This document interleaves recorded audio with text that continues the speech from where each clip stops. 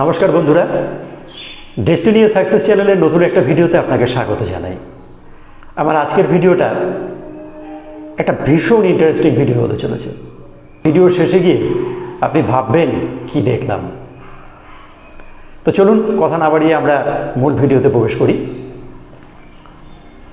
আমাদের আগের দিনে যে ভিডিওটা বানিয়েছিলাম সেখানে বলেছিলাম যাদের 20 বছর বয়স তারা যদি সিস্টেমেটিক পদ্ধতিতে ইনভেস্ট করতে থাকে তাহলে কোন জায়গাটা যাবে, সেটাই আমি আজকে আপনাদের প্র্যাকটিক্যালি দেখাবো। তো প্র্যাকটিক্যালি দেখানোর জন্য চলুন আমি আমার ল্যাপটপ স্ক্রিনে চলে যাই। আমরা আমাদের ল্যাপটপ স্ক্রিনে পৌঁছে গেছি। দেখুন, আমি এখানটাতে একটা আপনাদের ইন্টারেস্টিং জিনিস দেখাই। সেট আপ ক্যালকুলেটর, এটা এসবিআই থেকে আমি নিয়েছি, এসবিআই সেট আপ ক্যালকুলেটর নিয়েছি। সেখানটাতে আমি বলেছিলাম আপনাদের ভিডিওটাতে যে যদি আমরা এখানটায় মান্থলি 2000 টাকা করে যদি ইনভেস্ট করি, মান্থলি 2000 টাকা ইনভেস্ট করলাম, এই ইনভেস্টটা আপনি ধরলেন প্রতি বছর প্রতি বছর আপনি 5% করে বাড়াচ্ছেন। মানে এটা কি দাঁড়ালো? অর্থাৎ 2025 চলছে, আপনি 2025 থেকে স্টার্ট করছেন, সেখানটায় আপনি 2000 টাকা দিলেন, 2026-এ গিয়ে আপনি কত টাকা দেবেন? 2100 টাকা, 5% বাড়ালেন। এবার এই রেটে যদি আপনি 12% করে, যেটা এখানে ক্যালকুলেট করা রয়েছে, আমি এটাকে করে দিচ্ছি 12%-ই রাখছি, আমি এখানটায় করে দিচ্ছি ইয়ারটা। আপনি মনে করুন 40 বছর বয়সে গিয়ে দেখতে চাইছেন আপনার টাকাটা কিরকম দাঁড়ালো, বা 40 বছর বয়সে এমন একটা অবস্থা দাঁড়াবে যখন আপনার নিজের ফ্যামিলি তৈরি হয়ে গেছে, আপনার ছেলেমেয়ের এডুকেশনের জন্য পয়সা দরকার হবে, ঠিক সেই সময়টাতে কীরকম একটা টাকা আপনার হাতে থাকতে পারে। তো আমি এখানে দিলাম যাদের এখন 20 বছর বয়স, তারা 20 বছর পরে 40 বছরে দাঁড়াবে। তা 40 বছরে যদি আমরা ক্যালকুলেট করি, তাহলে দেখুন আপনার হাতে থাকছে 27,47,525 টাকা। এই নাম্বারটা একটু লিখে রাখুন, 27,47,525 টাকা। এবার ভিডিওর মোস্ট ইম্পর্টেন্ট জায়গাটাকে দেখুন। আমি এই 12%, বাদ বাকি সব কিছু একই রকম থাকছে, আমি শুধু 12%-এর জায়গাটাতে করে দিচ্ছি 15%।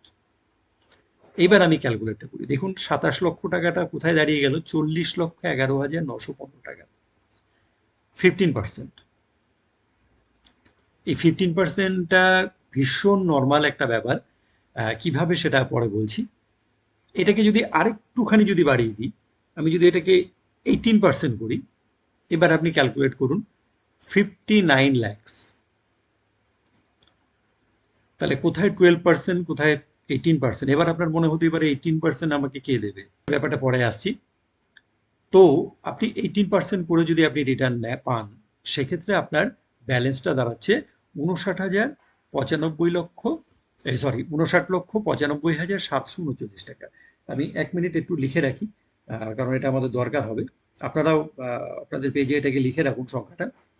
59 lakhs, 59 lakhs 95,739, 739, এই টাকাটা আপনার গুলো।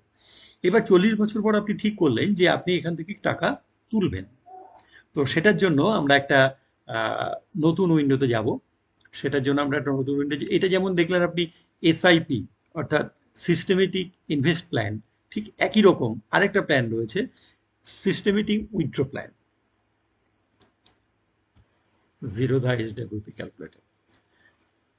জিরোধা এসডব্লিউপির কথা একটু আগেই বলেছিলাম। এসডব্লিউপি মানে হচ্ছে সিস্টেমেটিক উইথড্র প্ল্যান। অর্থাৎ আপনি আগেরবার যেমন সিস্টেমেটিক ইনভেস্ট প্ল্যানিং দেখেছিলেন এসআইপি, ঠিক তার উল্টোটা। এখানে আপনি পার মান্থ টাকা উইথড্রল করবেন। তো সেখানটায় আমাদের যে টাকা ছিল, আমরা টোটাল ইনভেস্টমেন্টের জায়গায় সেই টাকাটা রাখবো 59 lakhs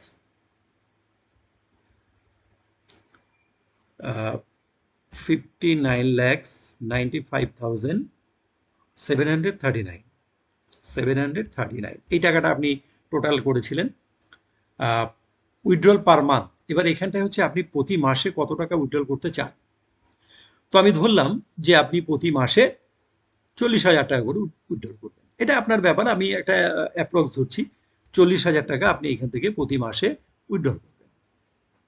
আপনি রেখেছিলেন 59 লাখ টাকা, 60 লাখ টাকাই ধরুন মোটামুটি।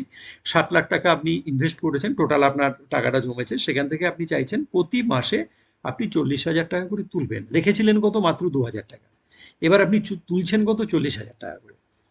এক্সপেক্টেড রিটার্ন রেট আমরা দেখেছিলাম হচ্ছে, এখানে রেখেছিলাম 18%। তো 18%ই থাকলো।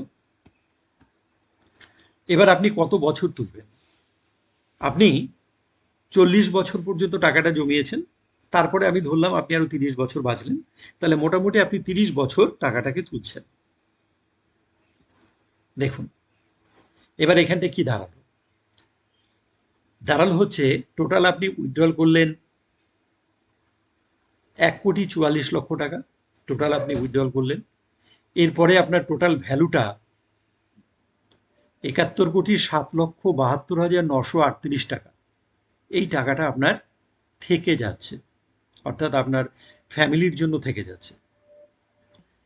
আমি বাড়ি কিছু দেখালাম না, আপনাদের সামনেই পুরোটা দেখালাম, পুরোটাই হচ্ছে ক্যালকুলেটরের মাধ্যমে দেখালাম। তো এইরকমভাবে সিস্টেমেটিক পদ্ধতিতে যদি আমরা ইনভেস্ট করতে চাই, আপনি ধরুন এখানে 40,000-এর জায়গায় ধরুন আপনি মোটামুটি ঠিক করলেন আমি 40 না, আমি আরো একটু বেশি নেব, আমি 50,000 করে নেব, কোনো অসুবিধা নেই। 50,000 করে আপনি নেওয়ার পরেও দেখুন আপনার কাছে থাকাটা থেকে যাচ্ছে 56,96,37,084 টাকা। এই টাকাটা 30 বছর পর আপনার অ্যাকাউন্টে থাকছে।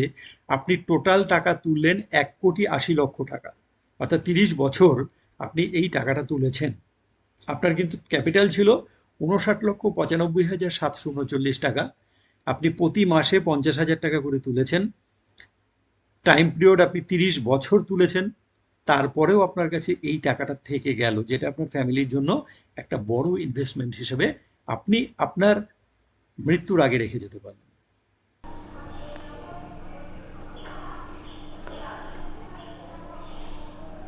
এবার বলুন, ভিডিওটা দেখবার পর কি মনে হচ্ছে? তবে এখানে একটা কথা বলে রাখি, আমি এখানে যে ইন্টারেস্ট রেটটা দেখিয়েছি, এই ইন্টারেস্ট রেটটা কিন্তু আপনি ব্যাংক বা অন্য কোথাও পাবেন না। এটা একমাত্র আপনি পেতে পারেন শেয়ার বাজারে। আর শেয়ার বাজারে যদি আপনি এই ইন্টারেস্ট রেটটা গেইন করতে চান, তাহলে আপনাকে একটু পড়াশোনা করতে হবে। দেখুন, উইদাউট নলেজ, শেয়ার বাজার সম্পর্কে উইদাউট নলেজ নিয়ে কিন্তু যদি আপনি এই কাজটা করতে চান, আপনি সাকসেস হবেন না। আমার পরামর্শ, যদি আপনি মনে করেন এই ধরনের কোনো পদক্ষেপ নেবেন, তার আগে প্রপার শেয়ার বাজার সম্পর্কে পড়াশুনো করুন। কারণ একটা স্টক কোন জায়গাটায় ধরব, কোন জায়গাটায় বিক্রি করব, অর্থাৎ বাই আর টার্গেট, এটাই হচ্ছে মেইন জিনিস। দেখুন, এরকম অনেকে রয়েছেন যারা একটা স্টককে কেনেন বছরের পর বছর ফেলে রাখছে, বছর পর ফেলে রাখছে, সে দেখছেই না কিছু। স্টকটা কোনো এক সময় দেখা গেল অনেক উঁচুতে উঠে গেছে, আবার সেখান থেকে পরে নিচে নেমেছে, তখন সে দেখলি মা আমার কত টাকা লস হয়ে গেছে। তো এইভাবে করলে হয় না। প্রত্যেকটা স্টকের এন্ট্রি এবং এক্সিটটা আপনাকে সম্পূর্ণ জানতে হবে, সম্পূর্ণভাবে বুঝতে হবে কোথায় আপনি এন্ট্রি নেবেন, কোথায় আপনি এক্সিট নেবেন। তারপরে কিন্তু আপনি ইন্টারেস্ট রেটটা পেতে পারেন। আর দেখলেন তো ইন্টারেস্ট রেটটা একটুখানি বাড়ালে পরে কীরকম হচ্ছে। তো আমি বলবো, যারা একটু অল্প বয়স, তারা এখন থেকে যদি অল্প অল্প করে এইভাবে সিস্টেমেটিক পদ্ধতিতে যদি ইনভেস্ট করতে থাকো, তাহলে আমরা যে সমস্যার মধ্যে পড়েছি, এই সমস্যাটা তোমাদের জীবনে আসবে না। ভালো থাকবে সবাই। আজকের ভিডিওটা এই পর্যন্ত ছিল। নমস্কার।